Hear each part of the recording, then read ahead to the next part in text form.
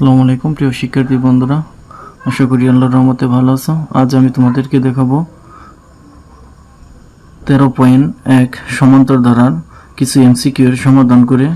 এখন এই এমসিকিউগুলো আমি তোমাদেরকে দেখাবো খুব শর্টভাবে ক্যালকুলেটরের সাহায্যে সমাধান করে, যাতে তোমরা পরীক্ষায় খুব তাড়াতাড়ি এবং কি নির্ভুলভাবে খুব সহজে ক্যালকুলেটরের সাহায্যে এইসব এমসিকিউগুলো সমাধান করতে পারো।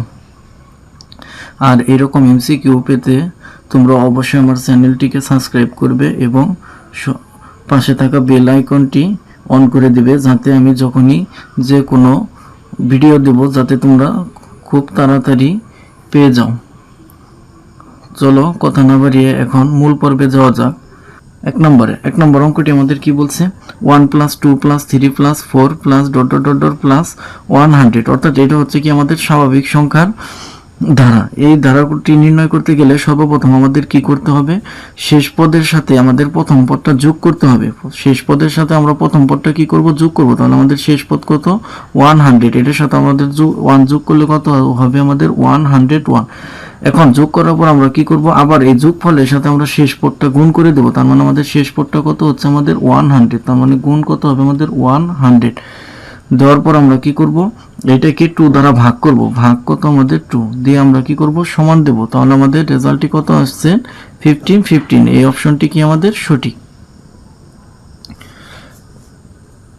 2 নম্বর অঙ্কটি কি বলছে আমাদের, 6 + 9 + 12 ধারাটির কোন পদ কত, আমাদের 93। ধারাটির কোন পদ কত হচ্ছে, আমাদের 93। সেক্ষেত্রে এখন আমরা খুব সহজেই দেখতে পাচ্ছি যে এখানে পার্থক্য কত করে, আমাদের 3 করে, অর্থাৎ 9 থেকে 6 বিয়োগ করলে 3, আবার 12 থেকে 9 বিয়োগ করলে কত হচ্ছে, আমাদের 3।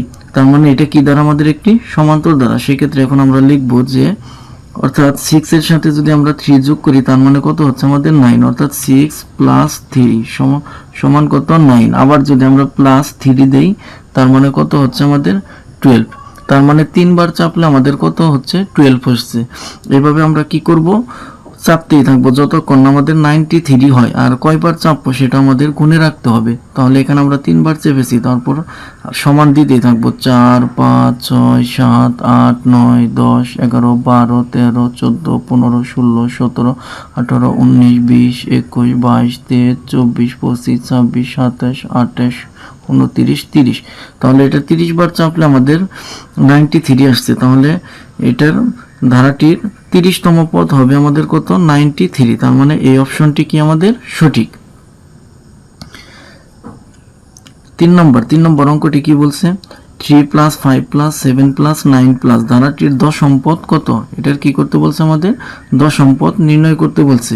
সেক্ষেত্রে যেহেতু এখানে আমাদের পার্থক্য কত হচ্ছে, 5 থেকে 3 বিয়োগ করলে 2, আবার 7 থেকে 5 বিয়োগ করলে 2, আবার 9 থেকে 7 বিয়োগ করলে কত হচ্ছে, আমাদের 2।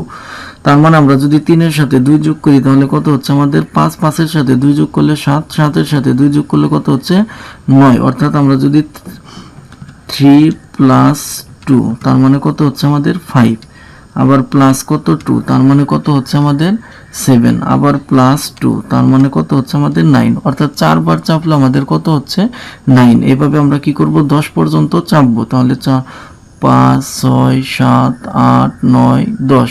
তাহলে 10 বার চাপলে আমাদের রেজাল্টটি কত হচ্ছে, 21। তাহলে এই অপশনটি কি আমাদের সঠিক। 4 নম্বর অঙ্কটি কি বলছে, 5 + 11 + 70 + 23 ধারাটির 10টি পদের সমষ্টি নির্ণয় করতে বলছে। এটার ক্ষেত্রে আমাদের কি করতে বলছে, ধারাটির 10টি পদের সমষ্টি। এখান থেকে আমরা যদি 10টি পদের সমষ্টি নির্ণয় করতে যাই, প্রথমে এই ধারা থেকে আমাদের দশম পদ নির্ণয় করতে হবে। প্রথমে কি নির্ণয় করতে হবে, আমাদের দশম পদটি নির্ণয় করতে হবে। সেক্ষেত্রে এখন আমাদের এখানে পার্থক্য কত হচ্ছে, 6। তার মানে কত, আমরা যদি 5 এর সাথে 5 + 6 তার মানে কত হচ্ছে, আমাদের 11। আবার যদি আমরা +6 দিই তার মানে কত হচ্ছে, আমাদের 70। আবার যদি আমরা +6 দিই তার মানে কত হচ্ছে, আমাদের 23। তার মানে এখানে আমাদের 4 বার চাপলে কত আসছে, আমাদের 23। এখন আমাদের মোট চাপতে হবে কয়বার, 10 বার। প্রথমে আমরা দশম পদ বের করব, তারপরে 10টি পদের সমষ্টি বের করব। তাহলে এখন 4, 5, 6, 7, 8, 9, 10।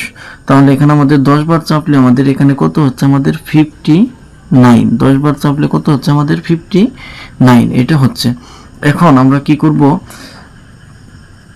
এখন যেহেতু এখানে আমাদের বের করতে বলছে কি 10টি পদের সমষ্টি বের করতে বলছে, সেক্ষেত্রে এখন এই 59 এর সাথে, অর্থাৎ এটা কি আমাদের দশম পদের সাথে আমাদের প্রথম পদটা যোগ করে দেব, অর্থাৎ 59 প্লাস করব প্রথম পদটি কত আমাদের 5 প্লাস কত হবে আমাদের 5 দিয়ে আমরা কি করব সমান দেব।